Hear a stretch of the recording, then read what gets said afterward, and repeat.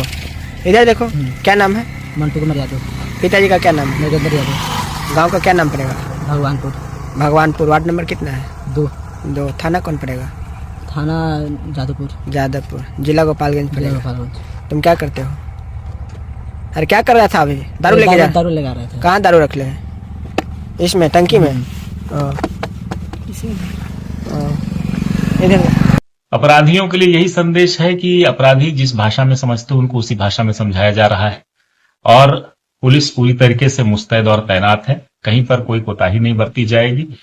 सभी लोगों से अपील यही है कि मुख्य धारा में लौटे, समाज की बेहतरी के लिए काम करें, पुलिस और प्रशासन को सहयोग करें, एक शांतिपूर्वक अच्छे समाज के निर्माण में। सर 72 घंटे के अंदर दूसरा इनकाउंटर हुआ। 48 घंटे के अंदर 48 घंटे के अंदर दूसरी बार इनकाउंटर हुआ है। ये संदेश है कि भाई पुलिस पूरी तरीके से तैयार है और हम लोग हर चुनौतियों पे पार पाने में सक्षम है।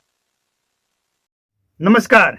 ये जो तरीका है ये कोई माफिया का तरीका नहीं है, ये आम लोग हैं और इसीलिए ये पकड़े भी जा रहे हैं।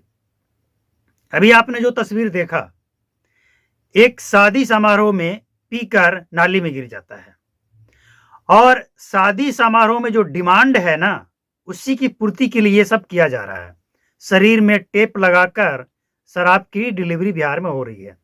अब ये सब क्यों हो रहा है, इसको अगर आप समझना चाहते हैं तो इसके पीछे एक कारण है और वही सबसे बड़ा कारण है, क्योंकि बिहार में ये डिमांड है और ये जो तरीका है, इस डिमांड से मतलब इस तरीके से शराब का रेट कम होता है।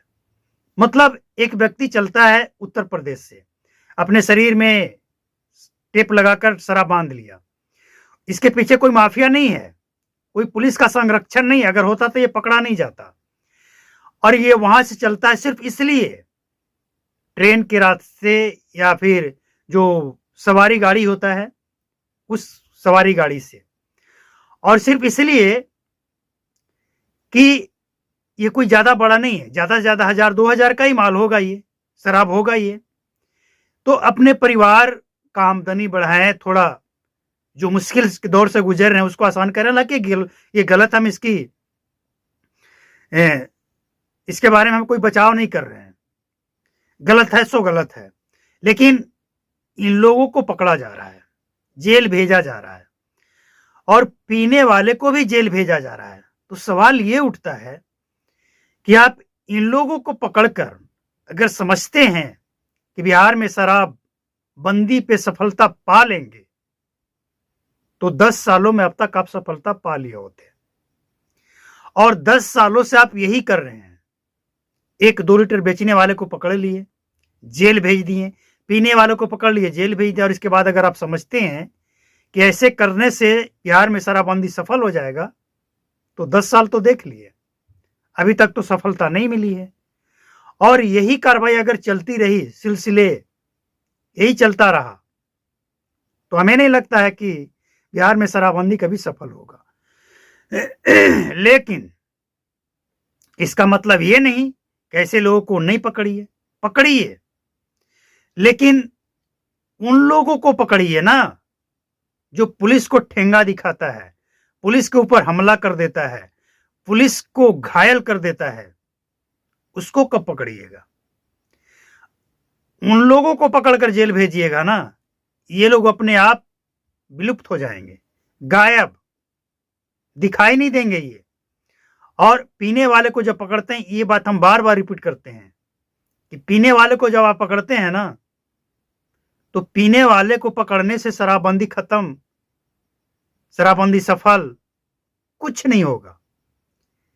अगर इस पे आप चाहते हैं कि सचमुच ये सफलता मिले, तो बेचने वाले को पकड़कर जेल में डालिए और जमानत लंबे समय तक ना मिले, इस बात का ध्यान रखिए, तब जाकर सफलता मिल सकता है, वरना असंभव है। अगर संभव होता तो 10 साल बीत गए हैं, अब तक सफलता मिल गया होता।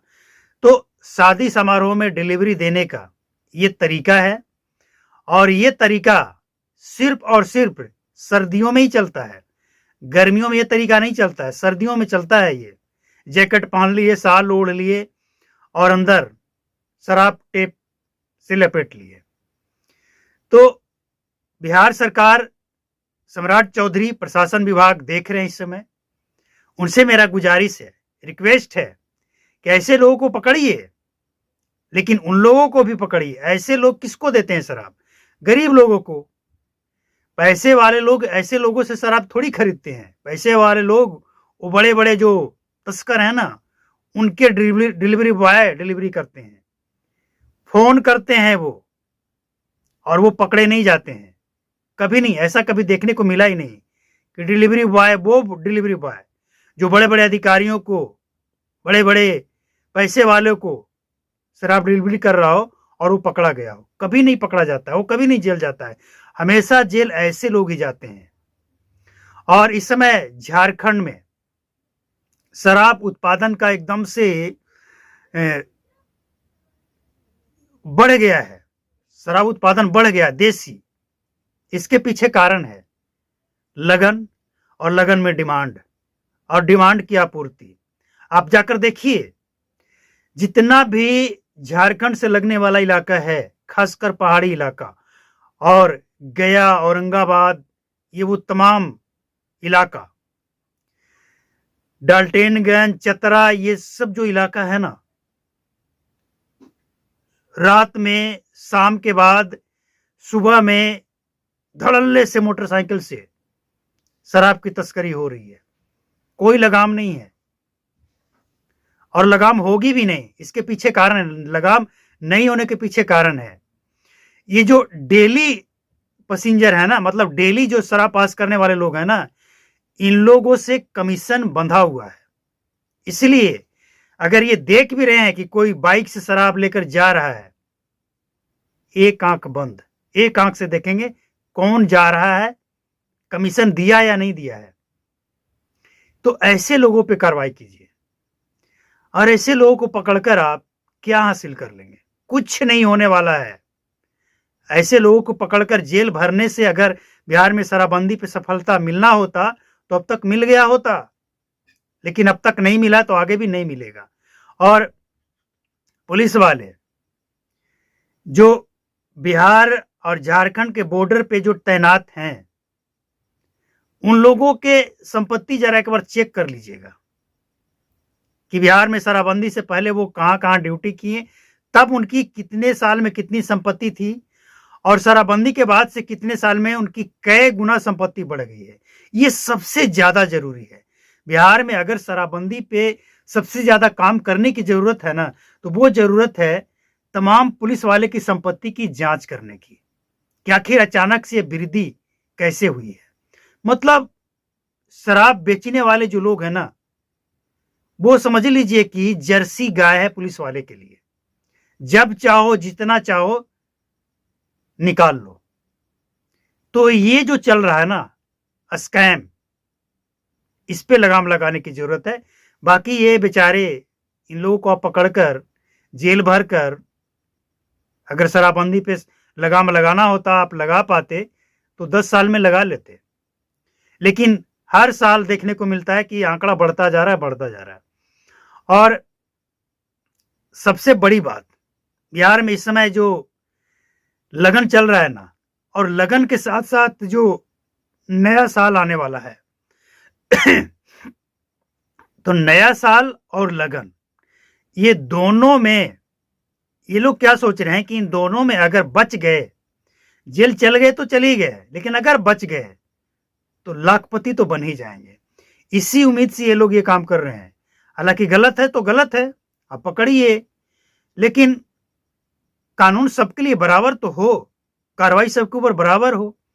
आप पुलिस वाले जो एक आंख बंद करके सब कुछ देखते हुए कमीशन ले रहे हैं, उनके ऊपर कार्रवाई नहीं करेंगे और ऐसे लोगों को पकड़कर जेल भेज देंगे, तो कानून तो वही है ना, सबके ऊपर बराबर लागू होना चाहिए। आखिर क्यों नहीं लागू होता है, ये सवाल है। और इसीलिए कहा जा रहा है कि ये जो तरीका है, ये तरीका सरकार को पता है, प्रशासन को पता है, सबको पता है, लेकिन लगाम लगाते लगाते 10 साल हो गए, रिजल्ट आज भी 0 का 0 है। तो लगाम लगाना है तो प्रशासन के ऊपर भी कार्रवाई होनी चाहिए।